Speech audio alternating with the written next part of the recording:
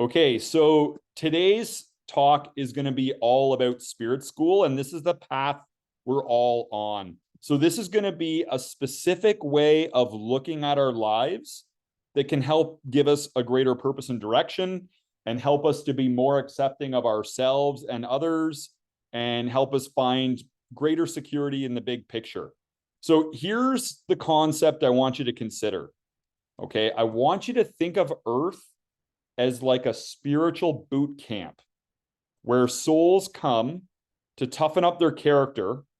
You know, we're not just random folks wandering around, we're divine beings attending this cosmic school for a stint. And we've signed up for specific lessons that are tailored to our spiritual growth.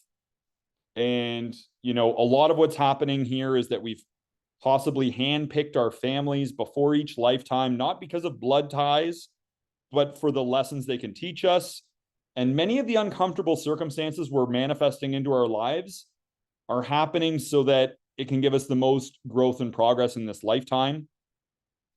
And each individual is following their own unique learning path, guided by different mentors and learning lessons that serve the highest good for their soul. And the insights gained from our life experiences are etched into our soul's memory. They become a part of our consciousness that we take with us after this lifetime, because, of course, birth is not truly the beginning of us and death is not truly the end. And we take with us who we become from lifetime to lifetime. And that explains why newborns are not just blank slates. You know, any parent will tell you that kids are born and they already have like these preformed tendencies and characteristics and everything else. And along the way, a lot of us may have already aced certain curriculum in the spiritual journey, like we might have conquered jealousy. We don't struggle with jealousy in this lifetime because we've aced that in the past at some point. It's a non-issue. But maybe we're mastering patience in this lifetime, and that's what we're struggling with. That's our curriculum in this lifetime. Or perhaps, you know, we've mastered, got our PhD in managing anger and stuff, but we're still novices at overcoming worry about the future. So this is the way to look at some of the things we struggle with, that they are all spiritual curriculum you must go through. Now, one of the things is that there's curriculum we all must face. Like everybody gets suffering 101. All right. Like everybody deals with some sort of suffering in their life as spiritual curriculum. Everybody gets rejection 101. We all got to pass that. That's like mandatory curriculum in being human. You know, many people get reactivity 101. They need to learn how to manage the reactive process and not go along with it. And that's a theme in their life.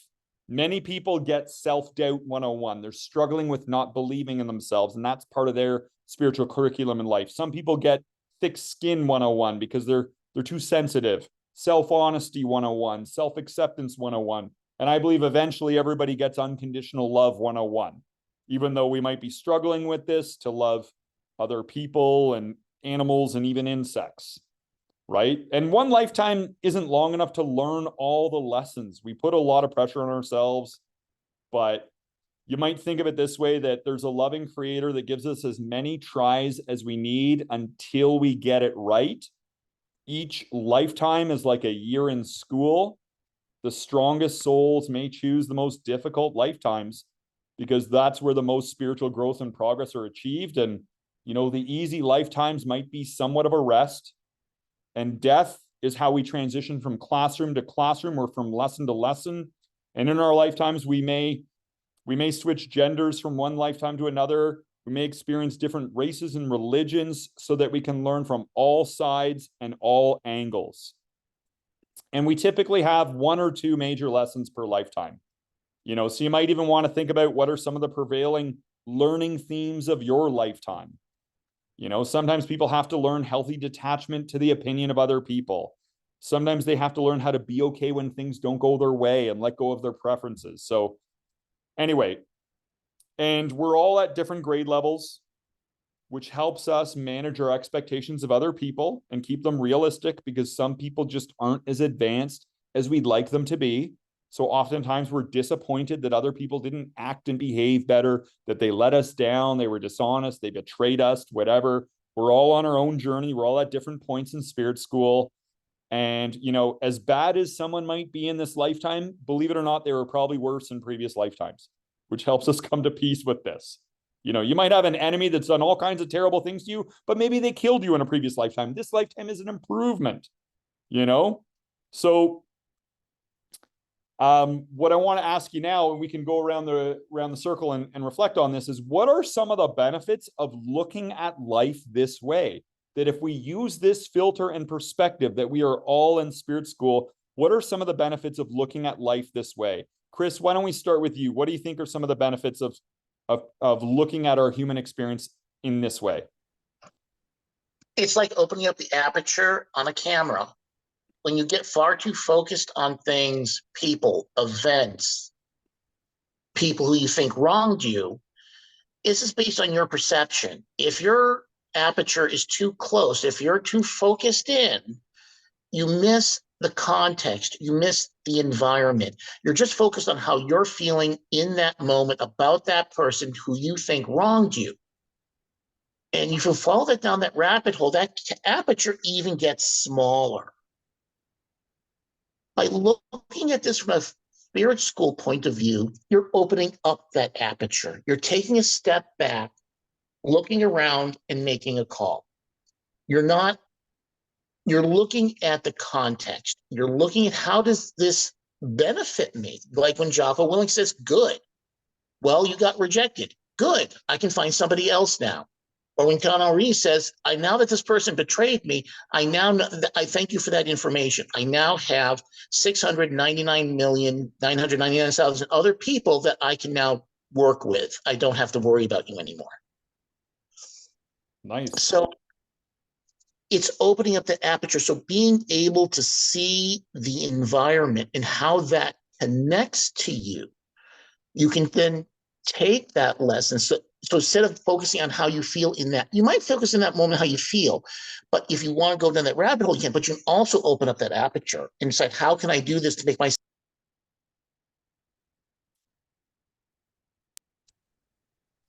So how this benefits you is really where the action is at. That builds that life lesson. That starts you down that path of life lesson sooner than the pain of working your way back up the rabbit hole to get back to that point where now you're going back to spirit school.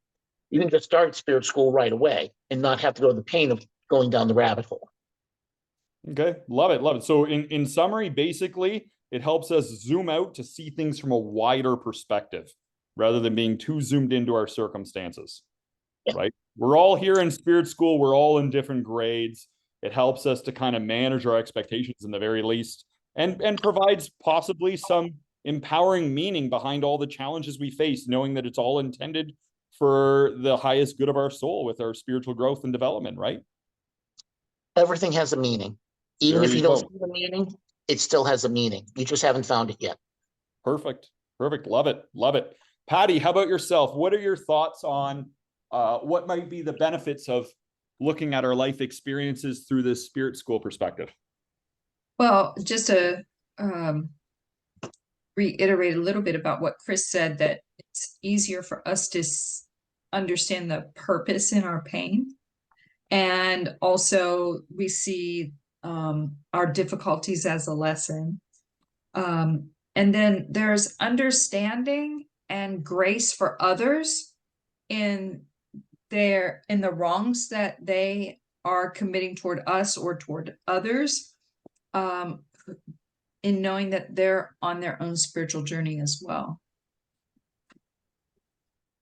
Yeah, I love it. I love it. So it's like, you know, if somebody betrays us or lies to us, we might be like, oh, I guess they're currently in integrity 101. They're learning the value of having integrity. They haven't learned it yet. Maybe I have integrity because I failed that in the past and then I eventually passed it. So it hasn't been a challenge for me, but they thought it was a good idea. Every bad thing we do seems like a good idea at the time, doesn't it? So maybe their soul just hasn't experienced that. It's not a part of their consciousness. So they're capable of behaving in these ways. I love how you said helps us have grace and understanding for those who have wronged us and see the purpose behind our pain. That's powerful. I mean, that's a lot of the reasons why people struggle on the inside. Joel, how about yourself? Benefits of looking at life as though it were a spirit school. One thing that comes to mind is being able to see a bigger picture. Sometimes when you're in the moment and there's challenges, it feels like it's like life or death, and it's all about, you know, this moment, and like, oh, I screwed something up and like it's going to be forever. And it's like, to me, knowing that life doesn't end, you know, with the concept of, you know, the body dying or begin with birth, you know, it's a bigger picture. I tell my kids, it's like, you know, when we leave this experience, I call it the next stage of the video game. It's not like you finish and you complete it and you're all done with everything. It's not, it's you're just learning the next what comes next. So I think it's good sometimes in the moment when things seem really chaotic to have maybe a little wider view, and to have a little more grace with ourselves sometimes. Yeah. Yeah, and I like the general theme of healthy detachment that you've conveyed there. Right? Like, birth wasn't the beginning, death isn't the end, and you know, this earth is not our true home. We're spiritual beings having a human experience, and our true home is in the spirit realm. So let's not take things too seriously when they're getting a little chaotic out there. Yeah. Have a wider perspective. There you go. Steve the Butcher, first of all, it is good to see you. It has been way too long, my friend. I missed you. And we're talking spirit school here today. I know you jumped on, you've heard a bit of it. Dude. Well, look at this. We got Brendan and Patty back, so the band's all back together. I mean, that's awesome. World Tour 2024. I love it. I love it. You know, I think just kind of being the Johnny come lately, because it's been a crazy day, but looking at the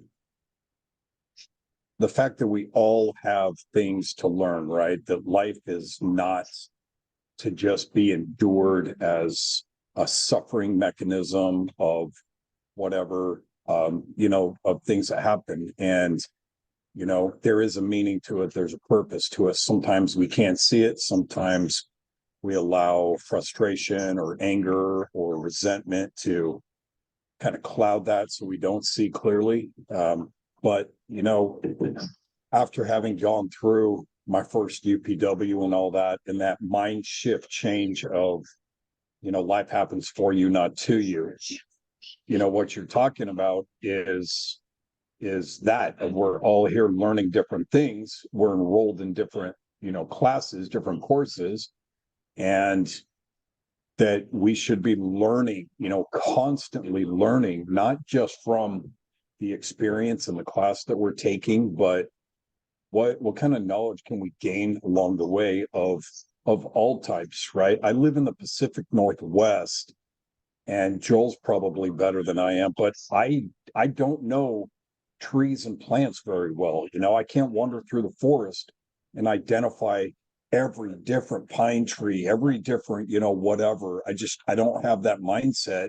I haven't learned that stuff because I didn't grow up around it. And so there's always things more that we can learn in addition to the things that we are, you know, experiencing in our curriculum on our class. And so I think just trying to learn and grow and move forward so that we use that on that next phase, you know, is a great worthy goal, instead of surrendering to the path of, you know, least resistance. Yep. We're going to be bound to repeat those courses. Love it. Love it. All right. Now, one of the things we're going to do next is we're going to discuss the different general grade levels to help deepen our understanding for where people are at. And I want to start with the lower grade levels where we might have younger souls who are learning more basic lessons, often related to survival and overcoming selfishness. You know, many of these people at the lower grade levels in spirit school might be living in fear and anxiety. They have the I am the body virus. The physical body is assumed to be the true and real self. Small-mindedness, narrow-mindedness, closed-mindedness, and self-righteousness may be very dramatized at this level. Bad attitudes are very common. You know, dependency, addictions, self-defeating behaviors. They're more prone to moodiness, complaining, and blaming. You know, we tend to see a lot of behaviors, you know, where the cost to benefit analysis isn't that good, but they're still indulging in them. You know, we might see it as like, oh, it's not a good idea to complain and blame and everything else like that, but they haven't learned that yet. You know, so this path is a dead end because it doesn't really, if people want to stay at this grade level, it doesn't really work out for their happiness. People at this level are often morally asleep. They're driven by their basic desires like sleep and food and self-centered sexuality. Motivating them, people in this category generally are motivated more by fear of punishment. You know, they do best with repetitive tasks rather than creative ones. When they deal with suffering, they opt to dull their awareness with distractions like drinking, drugs, or excessive screen time. Facing problems head on isn't their style. They prefer to feel better by feeling less. So they numb and distract themselves at the lower levels of grade school. With relationships, they often approach relationships with an attitude of what's in it for me, a transactional attitude. They're looking out for number one. You know, they can't often see things very well from other people's perspectives. They don't see themselves as responsible for all the problems they face in life. They blame it on the outside world. And they might try to manipulate others in the outside world to fall in line with how they think things should be. But after experiencing significant unhappiness and realizing this approach isn't working, they begin to start to seek truth. And that's when they start to move up to the higher levels. But first of all, can anyone relate to ever having experienced somebody who sounds like they live this way in your life? Show of hands. How many people are like, I kind of know somebody who fits that bill. Maybe I fit that bill in the past, but we can all kind of relate to it. I think one of the key things here is that we see the innocence of these people. That even though from our vantage point, this might sound like a lot of bad decisions and bad attitudes, they're conducting an experiment with living this way, and all the research isn't in yet. And the soul learns best through experience. And so I think one of the helpful things to consider is, hey, this is the grade level we're at. Like, drawing with crayons and playing in the sandbox might seem stupid to me now, but at kindergarten, it was a good idea. You know, it's what I needed to go through, learning to spell my name and everything else. It might seem immature now, but, you know, it seems appropriate when we're at that level. So this is the lower grade of spirit school. There are a lot of success principles to handling people that are at the lower grades. There's a lot of key lessons people are learning at this grade level. And by the way, it's not very clear cut with all the grade levels. It's not like somebody is completely in the middle grade or the higher grade or the lower grade. Like a lot of times they might be primarily in the lower grades with a certain aspect of their life, and then maybe they're a little bit more matured in other aspects. So it's not as clear cut as it might sound. But does anyone have any initial thoughts on the lower spirit grade levels right now? Any initial thoughts?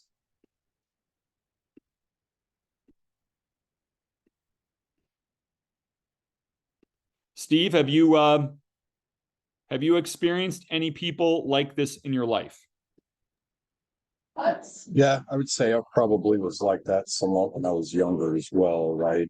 Perfect. Just not, you know, and just kind of thinking like in the little over 30 years of, you know, adulthood, of just kind of progressing through stuff and, you know, just seeing I am so much different than I was at 21 as far as experience, things I've seen, exposure, confidence, maturity, you know, that kind of thing. And so I think it's important to, you know, as you're talking and explaining this, it reminds me of, You know, we're all at different places. And like you said, the crayons in the sandbox were appropriate at one point, but now they're not, right? And, you know, for me, anyway, I'm not crayons. I'm highlighters now. You know, I'm much more advanced. I'm in the highlighters now. You know, but it, you know, it kind of like Patty said, as far as grace and all that goes, to know that we're all at different places and to look at someone and something that I might say, man, that's a bad lifestyle choice, probably makes sense for that person, because most people don't willingly and knowingly go out trying to destroy themselves or to make themselves, you know, more difficult. So I think, yeah, just kind of understanding that we have all kind of progressed. And I've known people like that. Like I said, I've done a little bit like that myself. And so, you know, just having grace and trying to, you know, move past that as I try to mature as quickly as I can. Love it. So there's a couple things I really admire about your response there. One is that you had the humility to recognize the moments when you were living at some of those lower levels. I think a lot of us can relate to that and can think of times in our life when we were being more selfish than was good for us and other people, right? And but also seeing the innocence of those who are there, that most people don't realize what they're doing when they're at this level. They don't realize that these behaviors and attitudes are so self-defeating, and that it makes them a difficult person to be around. And that's probably not the kind of person they want to be, but they just don't know better yet. I think maybe a good example of that, because I just saw Kevin O'Leary reel where he was talking about people that are just doing like these crazy things, vandalizing schools and all this kind of thing. And he said, even with the mask, we have technology to know who you are. And if I go to hire you later in life and I found out you've committed felonies or done these things, I will not hire you, right?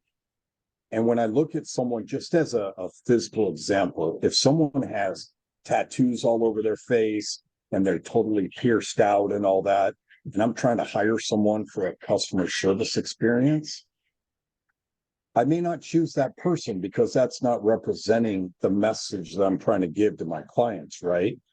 And someone has made decisions to put metal in their face and to maybe, you know, do crazy tattoos all over their bald head or whatever the case is. And that is a physical manifestation of kind of what we're talking about. That, you know, someone's doing something that the rest of us may look like and go, dude, you know, a tattoo on your arm or back is one thing, but you know, when you look like you're in, you know, or MS-13 or something and all that, I may not hire you for a job. And so that's someone that's made some choices that maybe a lot of us wouldn't necessarily agree with. But kind of what we're talking about is behaviors that we can change though, right? As we learn, as we, you know, take an interest. But I feel like we can take actions to speed up our progression, or we can let life push us through, which is going to tend to take a lot longer to get these progressions versus trying to make the changes ourselves. Love it. Love it. Joel, any thoughts on the lower spirit levels? Ever met somebody that was operating at that level? What was it like? Have you ever been that kind of person? What was it like?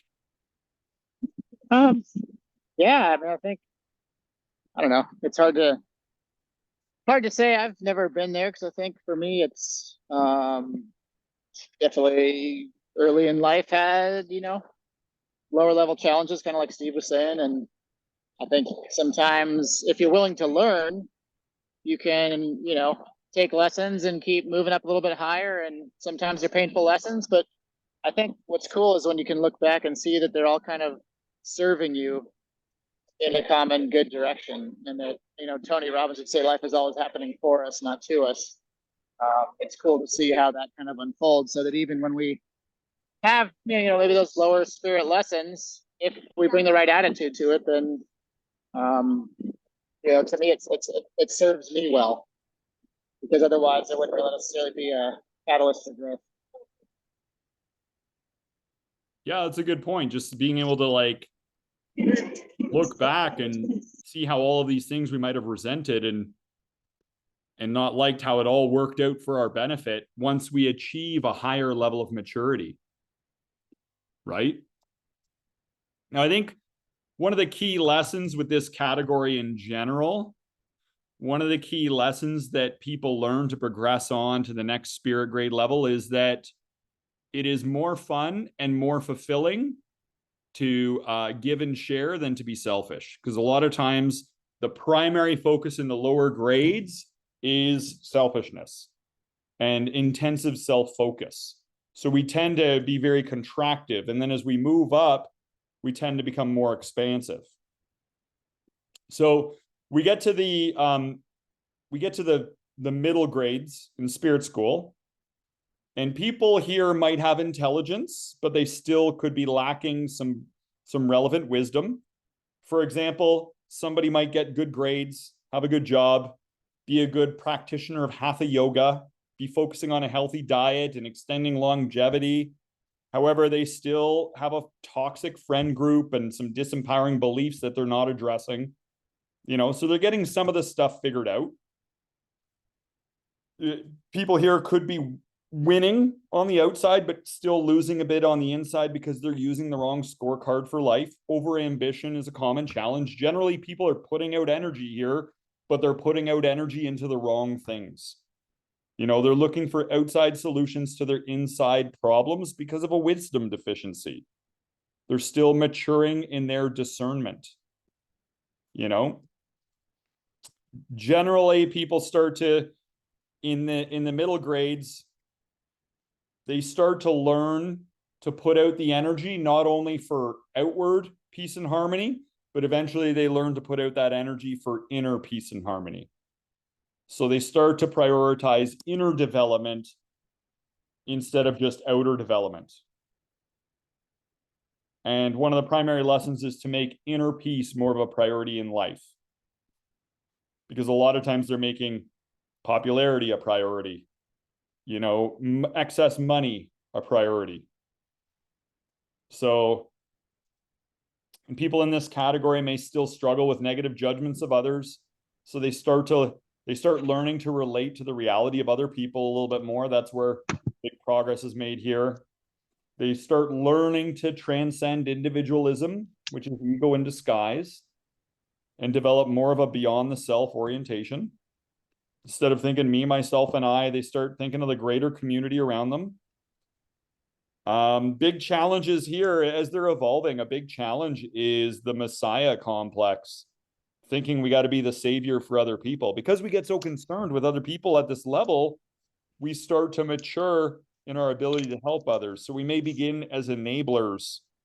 We may begin trying to think we have to be the savior for everybody. And then as our soul becomes more developed at helping and serving others, we become more mature in our understanding of how to best do that, and realize that, sometimes the best thing we can do to help others is give them the healthy space they need and get out of the way so that they can experience consequences and suffering and learn their lessons that they're meant to learn. Right? So the main focus in the middle grades is learning to love and accept ourselves and value the right things for our lives, and focus on mastering ourselves. Any thoughts on the middle grades and some of the primary middle grade curriculum?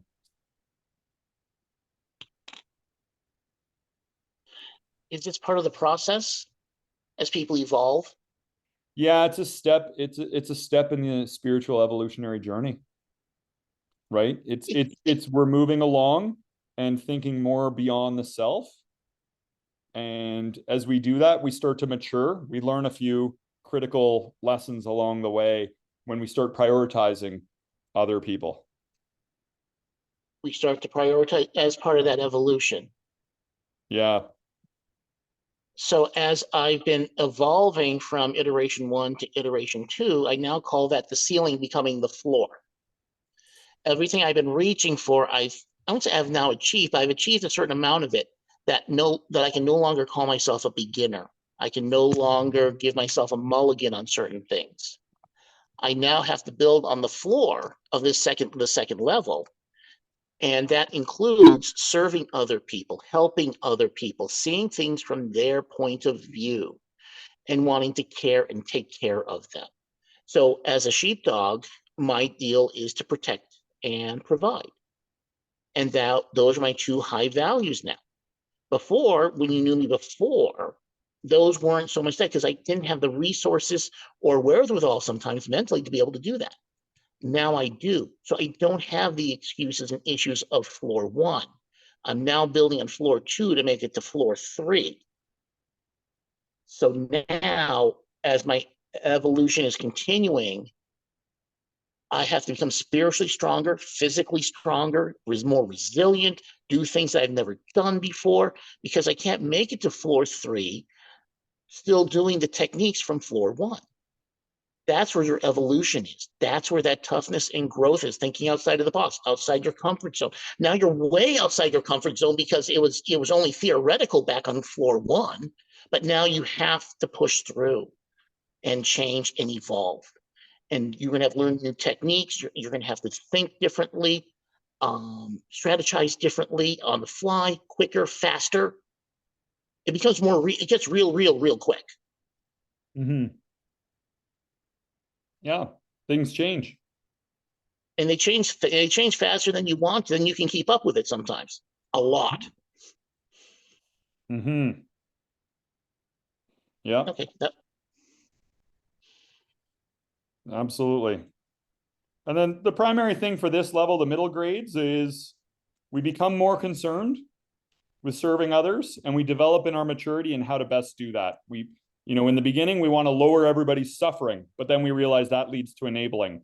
We try to love other people by being empathetic, which might bring us down while not helping them out so much. And then in our wisdom and experience and spiritual development, we learn how to love and support others in a more mature way, which might involve tough love.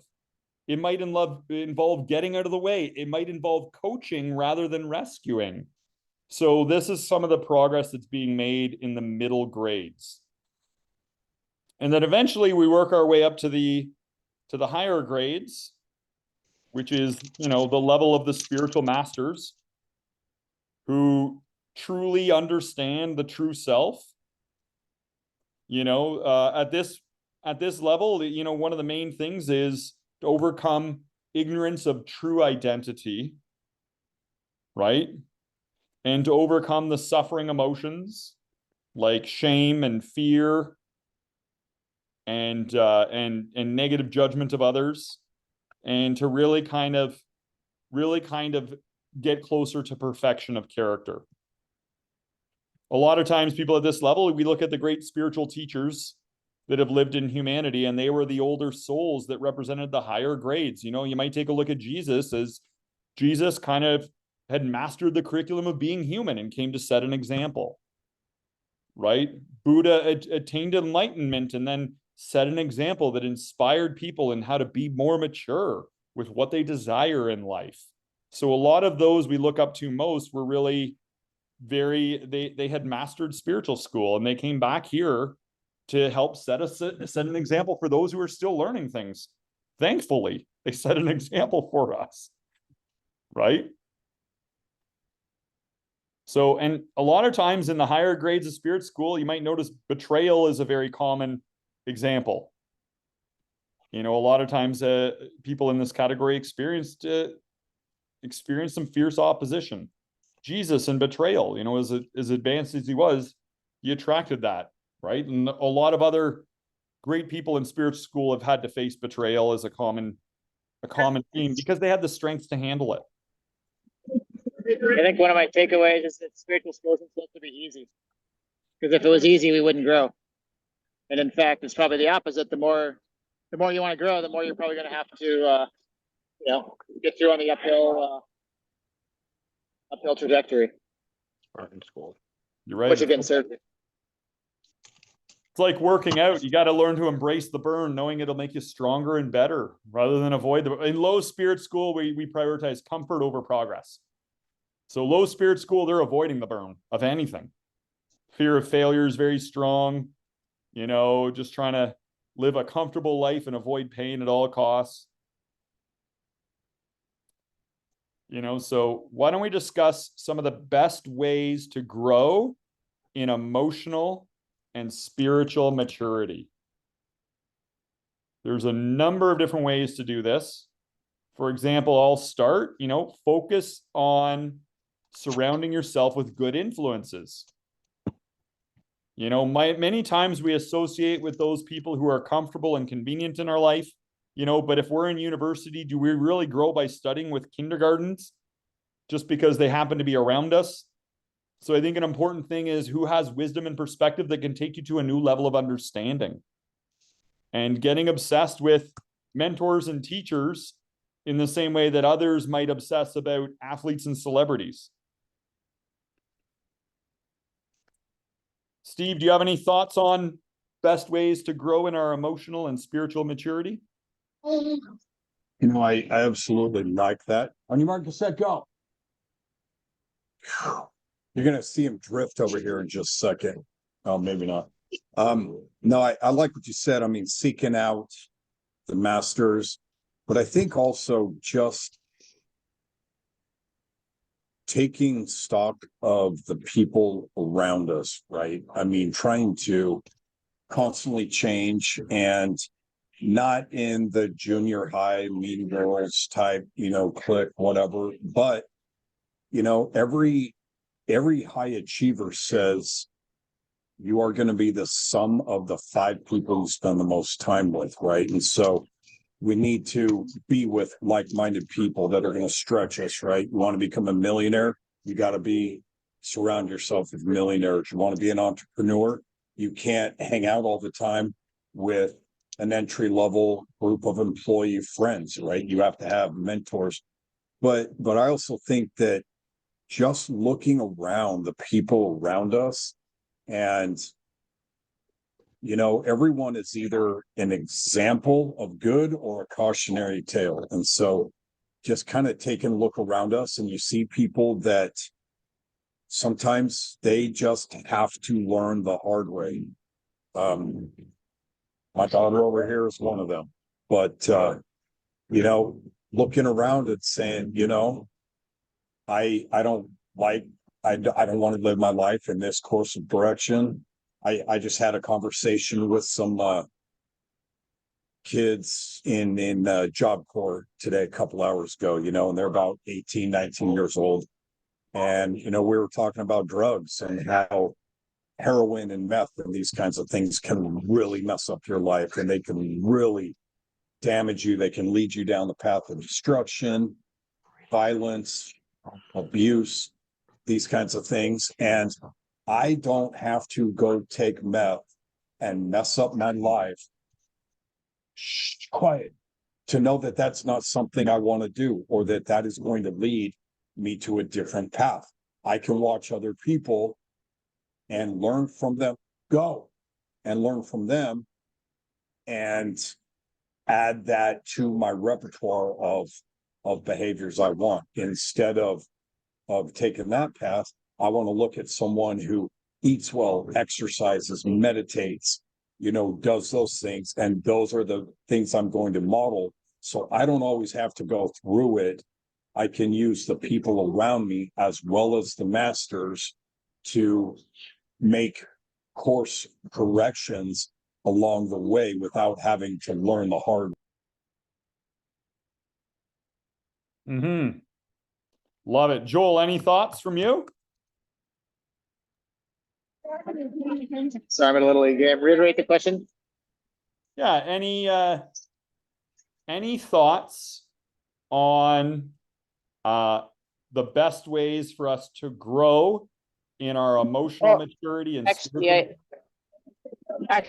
what came to mind earlier was I guess what we talk about peer groups, which you guys have been talking about, but it's funny because they'll say like a lot of high-end successful people will say, show me your five friends you spend the most time with, they'll show you who you're going to be. I don't think we honestly think about that a lot in life. I've tried to surround myself with people that push me. But it's as a parent, it's good to pay attention. You know, obviously, like it's not that important if they're in school, but as they grow up, like it's important. Because,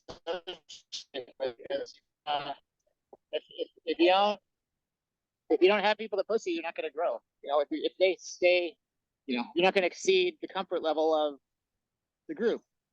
Basically, you want to keep them comfortable, or you're going to get uncomfortable and not want to make them feel uncomfortable. So yeah, I think peer groups is a hugely important aspect of this. Yeah, and not just like, you know, business pushing you, but, you know, spiritually, like all different aspects of how we get pushed in life. Absolutely. Absolutely. Love it. And I think to add to this, I think one thing that can help us along is to focus on our inner progress. What's happening in life doesn't matter so much as who you are becoming. So at any time in our life, we can ask ourselves, am I evolving? Yes or no? And as long as you're being challenged and learning, you're exactly where you need to be in spirit school, because we're here to evolve and self-realize our higher potential. And we can't do that without being blessed with challenges and difficulties. And I think a big part of this is to apply discernment. You know, if a thought doesn't bring us inner peace, there's something wrong with that thought. Challenge it, find the empowering truth, and deal with these life lessons constructively. You know, the main differentiator of spiritual grade level is the main differentiator is how people deal with pain in their life. Many people make it worse. They complain, blame, get in lousy moods, numb it with booze, drugs, gaming, porn, or whatever. Spiritually, that's a low-level approach. In one lifetime or another, we learn that that stuff only makes it worse. People in the higher grade levels work with it constructively. They work on themselves. They see things from a higher perspective. You know, another thing could be to be at peace with others, appreciate where others are at, you know, refrain from making leaps of logic for which your listeners aren't prepared, hold no negative thoughts against others, not even to an insect. Challenge yourself to see the innocence of everyone and everything. If we do that, I believe we grow in our emotional and spiritual maturity, accept that everyone is doing the best they can with what they know. And when they learn their lessons, which they eventually will, through pain or otherwise, you know, they'll know better and they'll do better. You know, be at peace that sometimes we grow apart from people. They have their own electives in spiritual school, so life might take them on a different path. And not everyone is our assignment, right? Say what? Yep. Not everyone is our assignment. Not everyone is our assignment. Yeah. And another thing is to align with the divine. Instead of focusing on what we want to happen in life, we can evaluate what's trying to happen in spirit school. Often our personal preferences feed only our whims and impulses and possibly our impure desires. And sometimes it's best for us not to get signs on what we should do next. It might feed the ego or feed fears. And we just got to kind of pay attention to what's trying to unfold in our life and roll with that. I think those are some good tips to help us grow in our emotional and spiritual maturity. I think also one point I would like to make is we're talking about having peers and people who are around you. And that's such a higher level issue that I think it's giving credit for. That if you're working with someone who has who desires the same outcomes, has the same drive, and you guys are on the same level, you guys are just pushing each other to be better. I mean, you're accountable to each other, you're encouraging each other, you're supporting each other. And that's very different than saying, well, I got this friend over here, we think this might work. But the closer to being 100% of a fit in that is, the more effective everything around you becomes. Not only for you, but for that other person. You have that synergy going. With a church that I might be taking over, I have 12 pastors that have 80 years experience among all of them. That's a hell of a toolkit to be able to work with than just showing up with some people who may or may not know what they're doing. So I think the quality of your team, like you said, the 5 closest people you are is what you want, influences what you become, but consciously picking those 5, or even those 5 come into your life, but then building discernment about those 5. I think that is a high level mission the caveat that really needs to be looked at more closely. And I would also like to add to that, if I'm drinking, carousing, and thieving around, I'm gonna find 4 or 5 other people doing the same thing, and we're gonna hook up and encourage one another on in what we're doing because it's great, right? So the overriding theme is that we will attract what we are at the level where we are, right? And so that we're going to spur one another on, at one level or another, whether it be good, bad, or indifferent, because our actions are attracting like-minded people no matter where we are. Spiritual classmates. If you're going to go learn that curriculum of thieving around, you're going to find your classmates. And together you might learn those hard lessons through the master disciplinarian, which is life itself. Right? And if you're vibrating something stronger, looking for something better, equally, those people will show up on your team as well. Yeah, when the student is ready, the teacher appears. So we tend so did to the act Zoom in group. and the classmates appear. Right? So I think, to round out the discussion on Spirit School, the other element of it is to ponder the 6 deep questions everybody should be asking themselves. The 6 deep questions everybody should be asking themselves. Now, if all of you thought there were 6 questions everyone should ask themselves, what would those 6 questions be? Throw it into the chat, and then I'm going to just any ideas you have. There's no right or wrong on this. What should we have for dinner tonight? What should I have for dinner? The 6 deep questions everyone should ponder. Now, I'm going to give you the 6 that I'm applying from a guy named Roy Eugene Davis. I felt like he nailed it on this. And I'm gonna run the 6 by all of you right now that I've kind of put together here. Because I think he spent his lifetime figuring this out. 6 deep questions, everyone. So one is this. Number 1, what is that reality we call God? What is that reality we call God? A very important question to ponder. Okay?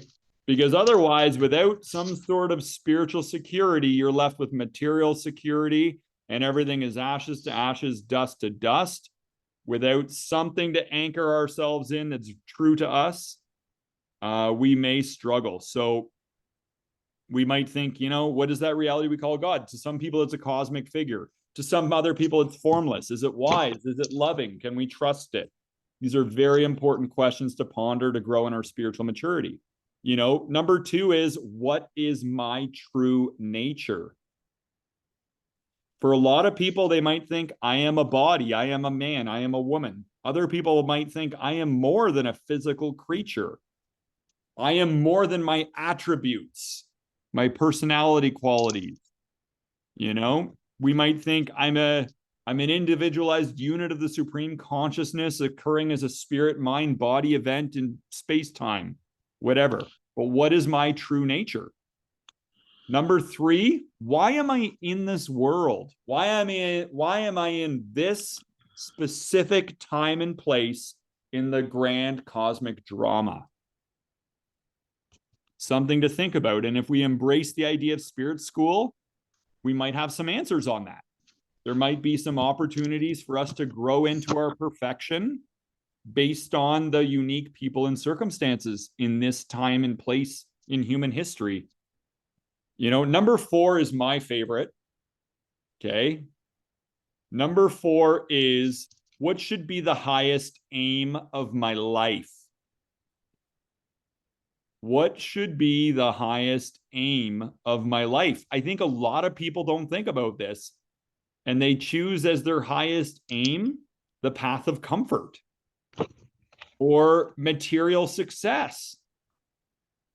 You know, when people create vision boards, it's a lot of external things, big house, vacations, fancy car. You don't see internal qualities on a vision board, right? Like inner peace, profound wisdom. You know, what should be the highest aim of my life? Number 5, how can I most easily fulfill that ultimate purpose? You know, so we talked about maybe I should stay more connected with spiritual teachers and spiritual classmates for guidance and insight. If spiritual progress is one of the main goals of my life, inner progress. And then number 6 is, am I doing the things I know to fulfill my ultimate purpose? You know, am I reading? Am I meditating? Am I thinking of God? Like, am I doing all the things I know to be fulfilling my ultimate purpose? So I believe those 6 questions can really help move us forward to the higher grade levels and deepen our understanding. Does anyone have any thoughts on any of those 6 questions at all?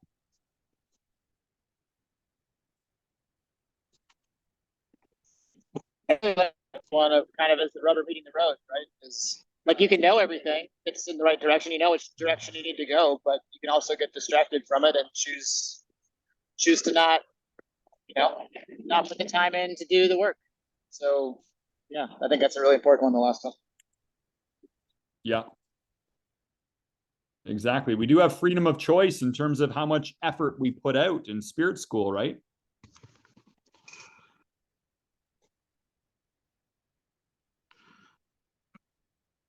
And Well, Pat, I think any thoughts on any of those questions in particular? Do any of them resonate with you? Do you have any thoughts about any of them?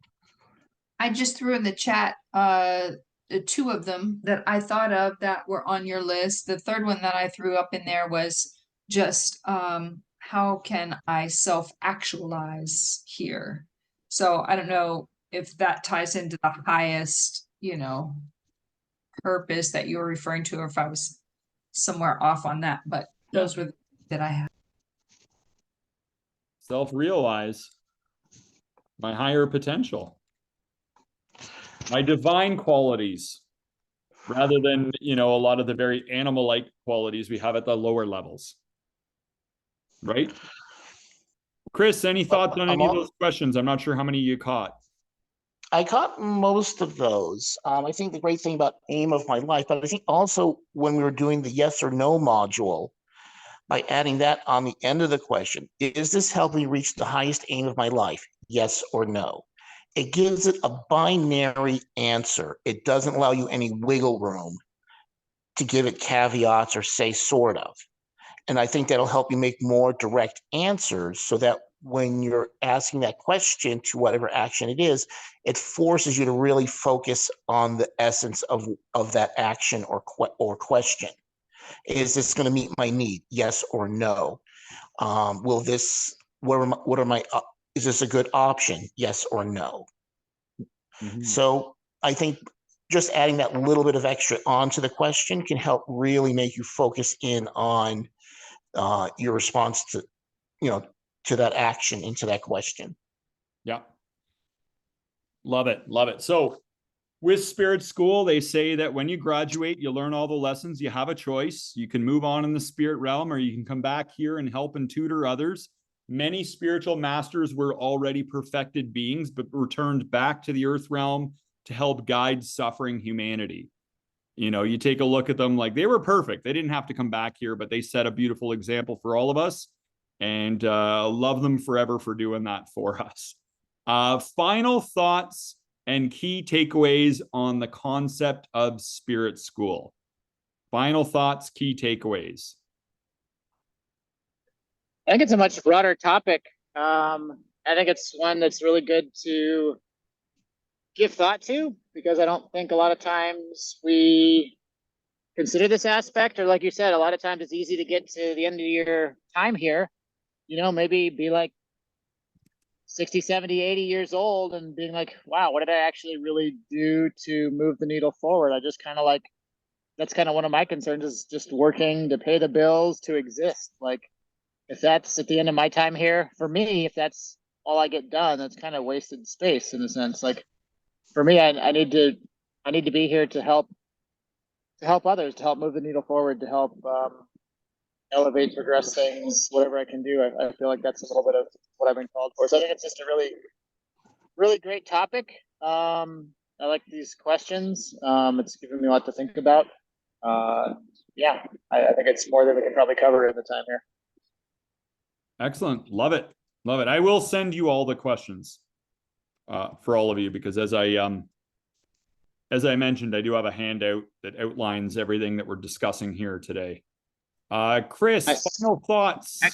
Can I add one more thing? Yeah, please do. I was gonna say too, like a lot of times, I mean, it's kind of a little bit of what I was talking about earlier, but it can be easy to say like, why me? Like, why is all this stuff happening to me? And get into that victim mindset. And I think sometimes you have just a little bit broader perspective on it and just realize, hey, you know, maybe there's a lesson I need to learn here. Maybe there's something that I could use to grow if I wanted to choose to see it that way. Mhm. So I think it's also important to have that perspective of that if we are looking at it as spirit school and not just like, why does bad stuff keep happening to me? It's a much more empowering viewpoint. Yeah, absolutely. Absolutely. It's a very empowering perspective compared to the disempowering perspectives we might default into. Right? Chris, any final thoughts, key takeaways from tonight? What I like about this spiritual school is really the flexibility that it offers. It really helps us not tighten down and look at things from our own point of view only. It really opens up to look at what other people are going through, that we're all running our own race in our own ways. We have our own challenges, our own advantages, strengths, weaknesses, abilities, things that we see. And we're grateful for everybody that's in our life who's been helping us push towards those goals. And I think this spiritual school really kind of helps you really focus in on that more by focusing outward more. And by not only looking, instead of looking like, so closing your aperture down, that you're just focusing on what you're feeling and what you're looking at, but seeing what's going on around you, not only for yourself, but for that other person, for that other situation, to ask yourself more questions, not less. Allows you to collect more information and make better decisions and make better assessments. If you look at something differently, you may feel about it differently, and you may act on it differently and provide help in a different way. So I think it really helps open up your aperture so you can see things that are happening for other people as well, not just yourself, and to be sensitive to those things. Yeah, exactly.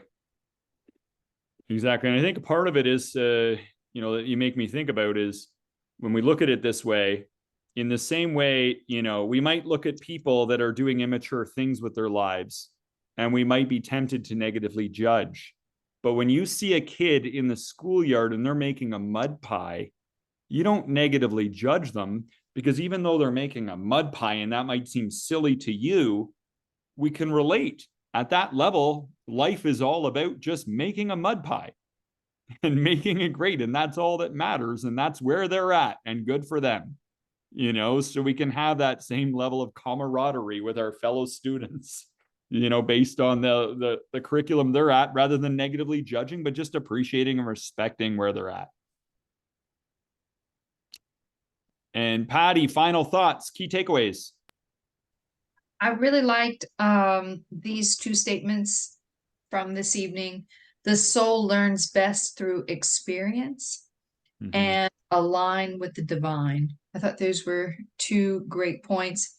I think the beginning of spiritual awakening starts with awareness.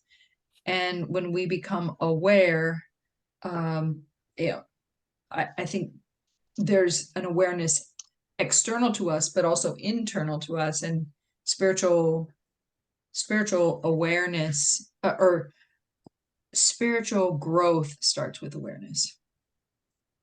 Yes, I love it.